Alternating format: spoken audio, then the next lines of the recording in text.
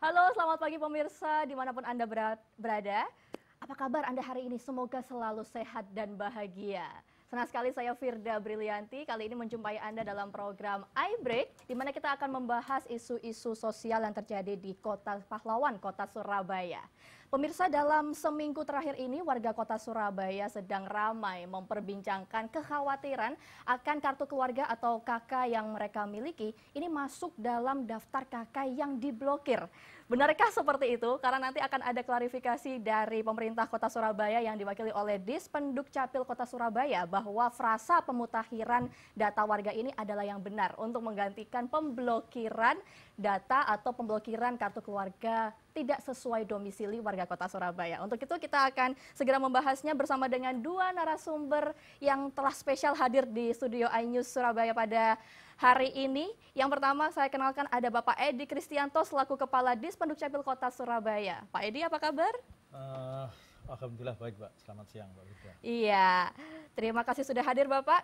Dan selanjutnya ada Mas Arif Fatoni. Mas Tony selaku anggota DPRD Kota Surabaya, selamat pagi, selamat bergabung bersama kita.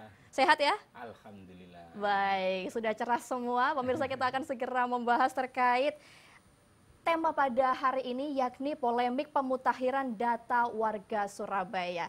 Ini saya yang pertama boleh langsung ke Mas Tony dulu ya. Monggo. Saya ingin tahu ini sebenarnya reaksi warga atau respon mereka setelah tahu ada kategori-kategori nama-nama yang dimasukkan dalam usulan kartu keluarga diblokir, itu seperti apa sih, Mas? Iya, jadi memang kita itu kan masuk pada fase pemerintahan yang di tengah pesatnya teknologi informasi ya. Artinya apapun kebijakan pemerintah di masa teknologi atau digitalisasi seperti saat ini, pasti partisipasi publik untuk mengawasi jalannya kinerja pemerintahan itu cukup meningkat melalui media-media sosial yang dimiliki. Nah, inilah yang kemudian menciptakan ya pro dan kontra lah, lebih tepatnya bukan kegaduhan ya, pro dan kontra terkait kebijakan ini endingnya kemana, sasarannya siapa dan lain-lain sebagainya. Nah, tentu itu harus segera dilakukan klarifikasi oleh teman-teman pemerintah kota, dalam hal ini beliau ini Kadispenduk, tapi saya manggilnya Pak Kasat. Kenapa tuh Pak Kasat ini? Ya, selalu kepala satuan di mata saya. Sebagai mantan kepala Satpol PP ya.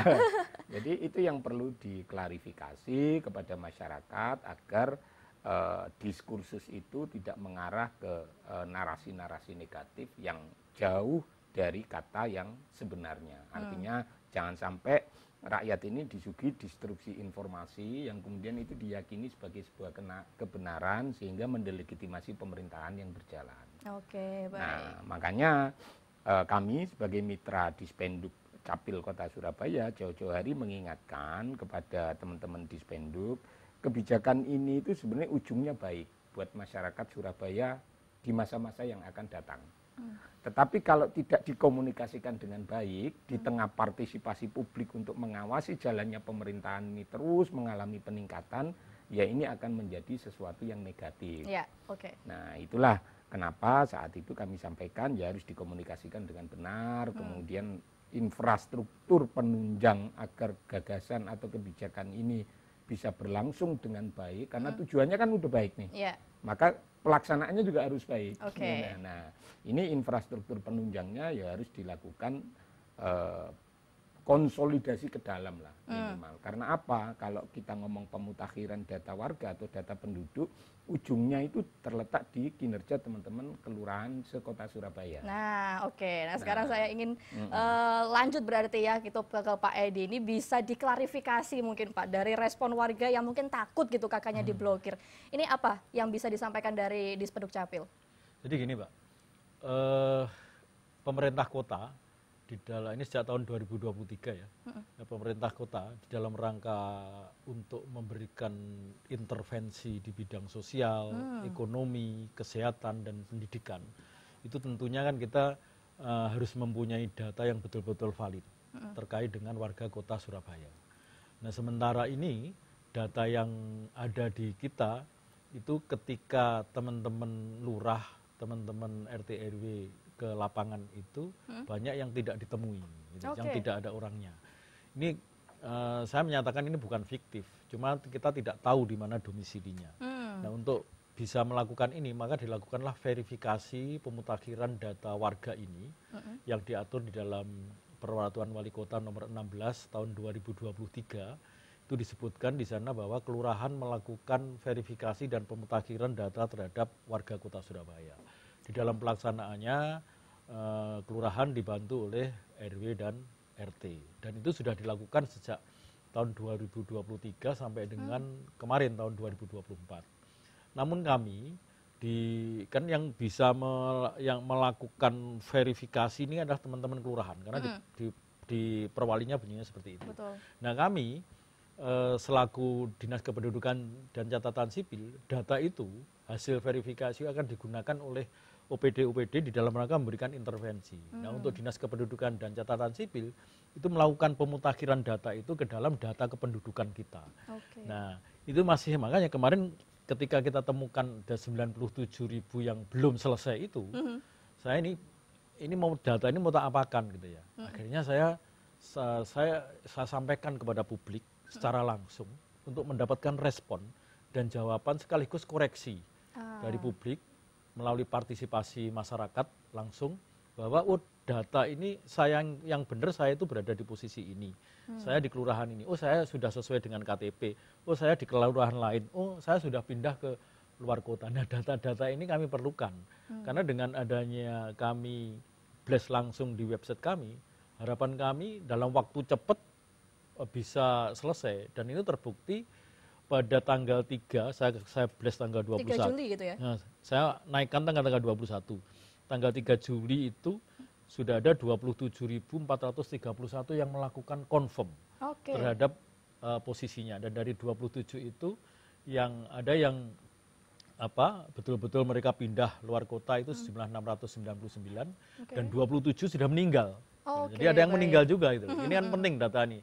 Nah, data dengan adanya konfirmasi ini adalah semakin membuat kami lega. Berarti dan yang ada di Surabaya itu ada sekitar 26.000 sekian. Artinya mereka adalah di kota Surabaya. Nah, ini kan artinya kevalitan data ini bisa kami pertanggungjawabkan. Baik, tujuan pemutakhirannya adalah untuk memvalidkan mereka yang berdomisili benar-benar di kota Surabaya. Kita akan segera melanjutkan lagi dengan update terkini di pemutakhiran data tersebut ya Bapak-Bapak. Kita akan segera kembali sesaat lagi, tetap di iBreak, iNews Jawa Timur.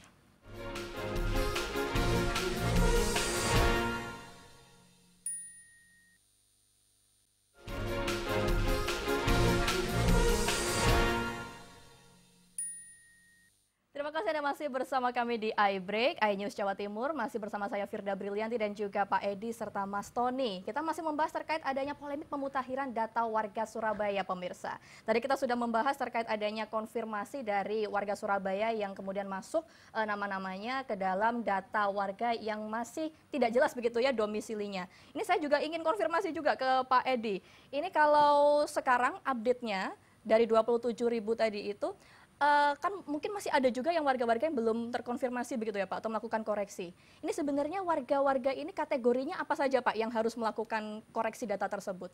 Jadi gini, sampai dengan tanggal 3, karena kami nanti ngambilnya setiap seminggu sekali Pak, biar mudah. Nanti kami ambil lagi hari Kamis depan itu kami ambil lagi data itu.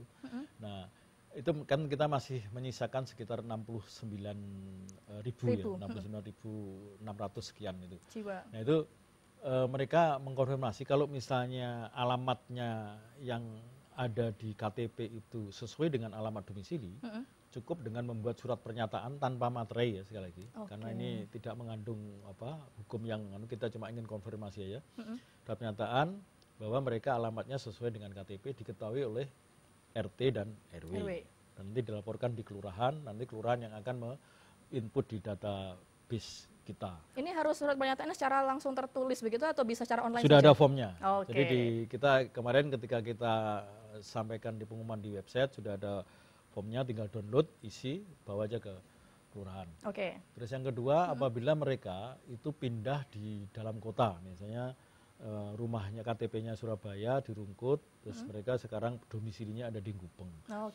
Diutamakan supaya mereka itu pindah ke Gubeng. Supaya pengawasan terhadap posisi keberadaannya itu lebih mudah. Tapi kan kadang-kadang kalau masih kontrak, itu kan pemilik kontrakan tidak mau keberatan untuk dijadikan alamat. Nah itu mereka pemilik kontrak nanti membuat surat pernyataan keberatan untuk dijadikan alamat, nanti dibawa bersama dengan surat pernyataan bahwa mereka masih ber-KTP di situ. Nanti disampaikan ke kelurahan. Jadi ya kalau misalnya pemilik kontraknya masih keberatan ya kita harus maklumi lah. Gitu. Tapi minimal di tempat asal itu Pak RT, Pak RW-nya tahu, oh dia sekarang KTP sini domisili di tempat tersebut. Okay. Yang ketiga, kalau pindah luar kota. Kalau misalnya mereka sudah rumahnya sudah terjual, terus mereka sudah pindah ke luar kota, kita minta supaya mereka pindah ke daerah asal. Karena di Undang-Undang Kependudukan juga, ketika orang itu sudah berdomisili di daerah lain, dalam waktu 1 tahun, mereka wajib untuk pindah menjadi penduduk di kota tersebut, gitu, kabupaten kota tersebut. Nah tentunya ini juga ada pertanyaan juga. Misalnya ketika anak saya masih sekolah di UGM, sekolah di UI, sekolah di ITB, itu apakah harus pindah? Jadi orang tuanya kan masih ada. Jadi dia masih penduduk Surabaya tapi sekolah berada di domisilinya berada di Jogja. Kenapa? Masih sekolah. Jadi nanti di data itu ada alamat KTP-nya di sini, domisilinya di mana gitu. Sehingga pemerintah kota itu akan tahu sehingga karena ini menyangkut macam-macam, Pak. Berapa sih sebenarnya jumlah penduduk yang ada di Surabaya ini berapa? Sehingga ini kan juga bagaimana pemerintah mengelola inflasinya itu kebutuhan beras dan lain sebagainya berapa? Adanya intervensi. Karena kita juga mendata penduduk luar Surabaya yang ada di Surabaya, namanya penduduk non permanen. Itu diatur di Permendagri 74 tahun 2022 juga gitu ya. Sehingga kami bukan hanya penduduk Surabaya, yang penduduk luar Surabaya juga kami atur dengan pendataan yang namanya penduduk non permanen. Jadi itu aja. Kalau misalnya itu mereka meninggal, dilaporkan aja meninggal. Kalau misalnya mereka itu ternyata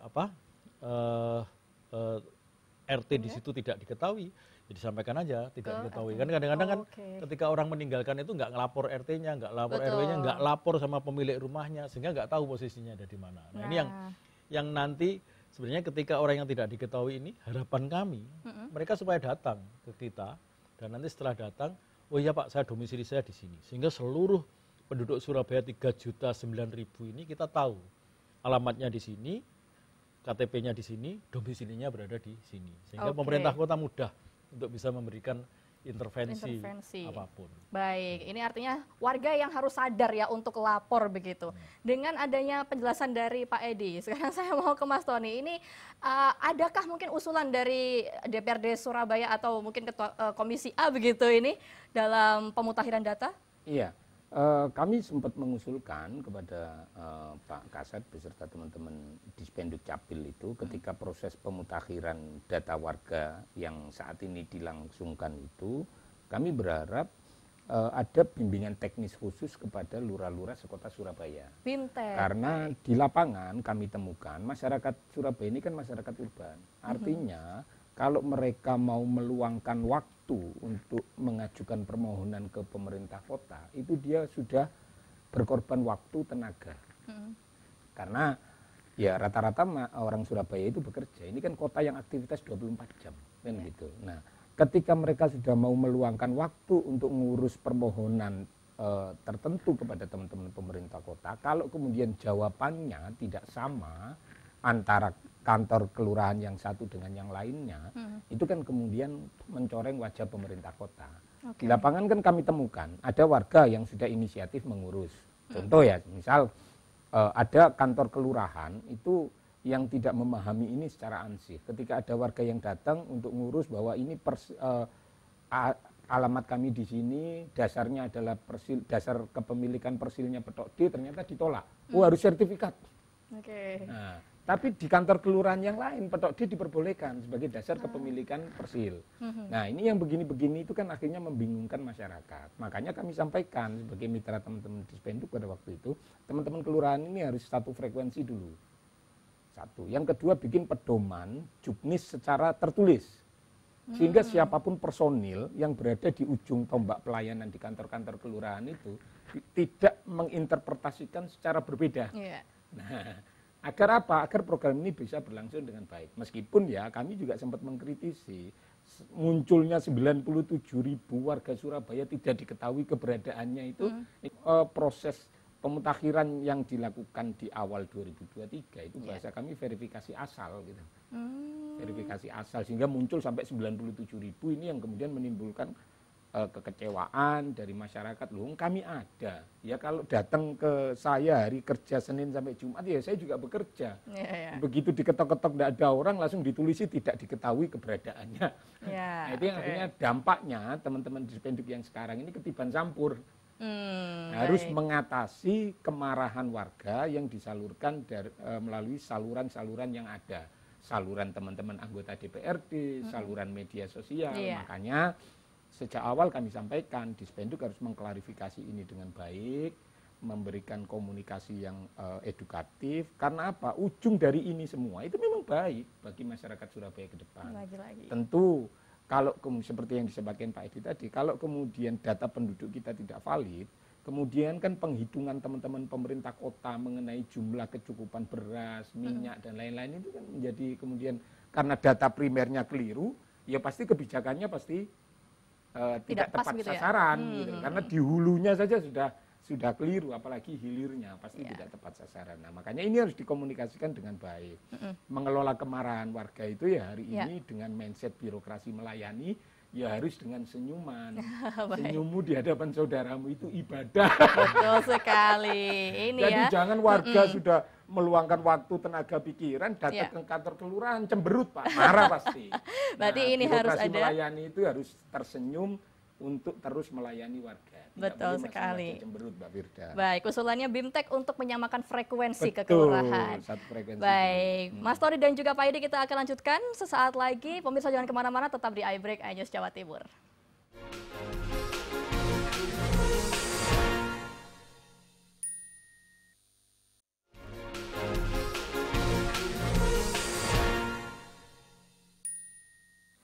Pemirsa, Anda masih bersama kami di iBreak iNews Jatim. Kita masih membahas terkait polemik pemutakhiran data warga Surabaya yang tadi juga sudah dijelaskan mengenai usulan untuk BIMTEK klarifikasi ke kelurahan begitu dari Mas Tony, maupun adanya kategori-kategori yang telah dijelaskan oleh Pak Edi selaku Kepala Disperdukcapil Kota Surabaya. Nah, sekarang saya ingin juga Pak mungkin dijelaskan begitu Pak Edi kepada pemirsa, bagaimana ini caranya masyarakat untuk mengecek status mereka untuk domisilinya ini benar-benar sudah di Surabaya atau belum? Adakah? Jadi di websitenya Disdukcapil Surabaya, disdukcapilsurabaya.go.id/pemutakhiran data warga itu bisa dilihat di situ. Nanti teman-teman di situ juga ada contohnya blanko surat pernyataan untuk melakukan konfirmasi terkait dengan keberadaannya, baik yang sesuai alamat maupun yang tidak sesuai dengan alamat KTP. Terus batas pemutakhiran data ini kita berikan waktu sampai dengan 1 Agustus. Tapi nanti setelah 1 Agustus, Mbak, itu akan kita koreksi lagi. Nah, dari data sisa ini juga akan kami umumkan lagi kepada warga selama 2 minggu ya sampai dengan 17 Agustus untuk bisa dilihat. Mungkin ada yang masih ketelisut dan lain sebagainya. Itu nanti bisa dilihat di data itu. Jadi kami ingin betul-betul hati-hati terkait dengan data ini supaya hasil yang kami dapatkan dari pemutakhiran data ini betul-betul valid. Dan memang warga yang tersisa itu memang betul-betul yang tidak ada atau tidak diketahui keberadaannya. Nah, ini yang makanya saya sampaikan partisipasi warga yang kami butuhkan itu sangat luar biasa di dalam rangka mewujudkan data yang akurat itu, Pak. Baik, akurasi datanya ini sampai 1 Agustus 2024 dan dikoreksi sampai 17 Agustus ya Pak ya. Berarti saat hari kemerdekaan kita tidak hanya merdeka untuk merayakan di Indonesia begitu, tapi juga tentang pemutakhiran data warga Surabaya. Ini mungkin ada imbauan lagi kepada masyarakat yang masih belum mengoreksi gitu. Jadi yang pertama yang saya sampaikan adalah warga Kota Surabaya nggak usah khawatir. Jadi data ini belum diblokir atau belum dinonaktifkan sama sekali. Jadi data ini masih sebagai data warga Kota Surabaya, itu yang pertama. Yang kedua, dari hasil pemutakhiran ini insya Allah tidak ada yang stateless, karena di luar berkembang, wah kami menjadi stateless, tidak punya kewarganegaraan sama sekali, KTP sama sekali tidak. Jadi insya Allah data itu aman, termasuk di dalam pelaksanaan Pilkada 2024. Data itu, data jenengan semua, itu sudah masuk di KPU sejumlah 2.237 sekian, itu sudah masuk di KPU dan data itu semuanya ada di sana. Hari ini juga teman-teman KPU melaksanakan coklit ya, untuk penyocokan terkait dengan pemilih di pemilu Pilkada 2024. Artinya jenengan data itu aman. Cuman kami minta secara langsung partisipasi warga untuk ngoreksi data itu. Nah, hasil koreksi itulah yang, karena kami ingin apa ya Pak ya, mengajak bukan hanya dari pemerintah saja yang, tapi masyarakat juga ikut terlibat di dalam rangka pemutakhiran data ini. Berarti harus dicek secara berkala begitu ya Pak ya, websitenya. Baik, Mas Tony mungkin ada begitu harapan kepada masyarakat atau pemirsa yang saat ini menyaksikan, khususnya warga Kota Surabaya? Ya, tadi apa yang disampaikan oleh Pak Edi itu kan sudah menjawab keresahan masyarakat bahwa KTP kakak saya diblokir. Ternyata tidak jadi diblokir, belum diblokir karena kewenangan untuk melakukan penonaktifan itu kan ada di teman-teman pemerintah pusat, bukan pemerintah kota. Artinya kekhawatiran di tengah masyarakat bahwa gara-gara problematika ini kemudian BPJS-nya menjadi nonaktif dan lain-lain sebagainya, itu tereliminir dengan penjelasan teman-teman Pak Kadispenduk Capil Kota Surabaya. Nah, yang kedua, kami juga menyarankan kepada teman-teman Dispenduk agar proses ini memutus mata rantai birokrasinya tidak terlalu panjang-panjang. Artinya konfirmasi RT RW itu cukup RT saja, karena pada waktu rapat konsultasi dengan Dispenduk kemarin ternyata ada aduan dari warga, RT-nya tanda tangan, Pak RW-nya tidak mau tanda tangan. Nah, artinya ini kan hanya untuk konfirmasi data kependudukan saja, agar para pengambil kebijakan di masa yang akan datang itu tidak keliru penerapan, karena data primernya sudah benar kan gitu. Nah, itu kan bukan sesuatu yang prinsip berkaitan dengan hak kepemilikan atas lahan. Jadi kalau Pak RT-nya sudah tanda tangan, Pak RW-nya tidak mau tanda tangan, ya itu saja cukup dibawa ke kantor kelurahan. Tapi kalau Pak RT, Pak RW-nya mau tanda tangan, ya alhamdulillah. Kalau enggak, itu jangan dijadikan persyaratan mutlak bahwa dua-duanya harus tanda tangan. Itu menyusahkan masyarakat, karena mungkin di lingkungan-lingkungan perumahan, Pak RT, Pak RW-nya sibuk, sehingga interaksi dengan warganya menjadi terbatas. Beda dengan saya orang kampung begini Mbak, ya ketemu Pak RT, ketemu Pak RW hampir setiap malam karena ngopi bersama. Tapi kalau perumahan-perumahan mewah itu kan sama-sama sibuk, sama-sama repot, kadang Pak RT-nya di luar negeri, Pak RW-nya lagi liburan kemana, ini kan menyusahkan. Jadi itu yang harus dipangkas mata rantai birokrasinya. Nah, yang terakhir kami berharap karena kegaduhan ini muncul karena kurangnya informasi yang diterima oleh masyarakat, tenggang waktunya jangan dibatasi sampai 1 Agustus. Setidaknya masih ada masa perpanjangan pembaruan ini. Paling tidak dengan data yang benar, ini kita membahas APBD murni 2025 itu masih nutut kok waktunya. Gitu. Jadi tidak terburu-buru juga. Gitu. Nah, itu harapan kami. Jadi kami berharap teman-teman pemerintah kota juga luas, disiapkan infrastrukturnya, paling tidak Pak Lurah, Bu Lurah sekota Surabaya itu juga mindsetnya harus sama untuk memudahkan urusan manusia, urusan publik ini, sehingga siapapun wali kota yang terpilih dalam 27 November mendatang itu mengambil kebijakan berdasarkan data yang tepat. Tidak data yang antara data yuridis di kertas dengan data empirisnya jauh panggang dari api. Siap begitu. Itu aspirasi ya, dari Mas Tony. Dari warga. Oh baik, Mas Tony sebagai wakil dari warga begitu ya. Pelayannya warga. Siap. Pak Edi singkat mungkin ada komentar atau mungkin harapan terakhir? Yang jelas yang pertama teman-teman sudah kita sampaikan kepada kelurahan, termasuk staf kami yang ada di kelurahan. Sebenarnya pemutakhiran ini Pak Tony itu tidak perlu sertifikat kepemilikan. Kita cuma ingin posisinya warga itu ada di mana. Jadi nanti kalau misalnya masih ada seperti itu, kami akan melakukan BIMTEK atau karena kami setiap Kemis itu selalu kita evaluasi hasil ini kepada seluruh lurah bahkan camat kita libatkan. Gitu.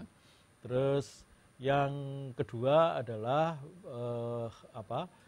usulan dari Pak Tony tadi bahwa kita harus memberikan tenggang waktu. Insya Ya. Allah kami hati-hati Pak. Jadi waktu kami istilahnya kami ingin mendapatkan output data ini yang betul-betul valid. Valid. Jadi tidak aja sembarangan. Karena ini adalah menyangkut hajat hidup orang banyak. Siap. Sehingga pembangunan kota ini yang dirancang oleh pemerintah kota bersama DPRD ini supaya bisa tegak lurus dan bisa tepat sampai Kira-kira begitu ya. sesuai dengan yang dicita-citakan lah. Gitu. Oke. Saya kira itu aja Pak. Terima kasih. Siap. Terima kasih Pak Edi Kristianto selaku Kepala Dispenduk Capil Kota Surabaya dan juga Mas Arief Fatoni selaku anggota DPRD Kota Surabaya ini sudah berbagi bersama kita terkait pemutakhiran data warga Surabaya. Semoga ini warga juga bisa turut proaktif begitu ya untuk Amin. memverifikasi data-datanya. Hanya ini untuk mensejahterakan warga Kota Surabaya. Terima kasih sudah hadir Terima bersama kasih, kami Mbak di Firda. studio iNews Jatim di Kota Surabaya dan pemirsa terima kasih juga Anda sudah bergabung bersama kami. Sampai jumpa pada episode-episode selanjutnya. Saya Firda Brilianti mewakili seluruh kru kerja yang bertugas pamit undur diri. Sampai jumpa. Selamat pagi.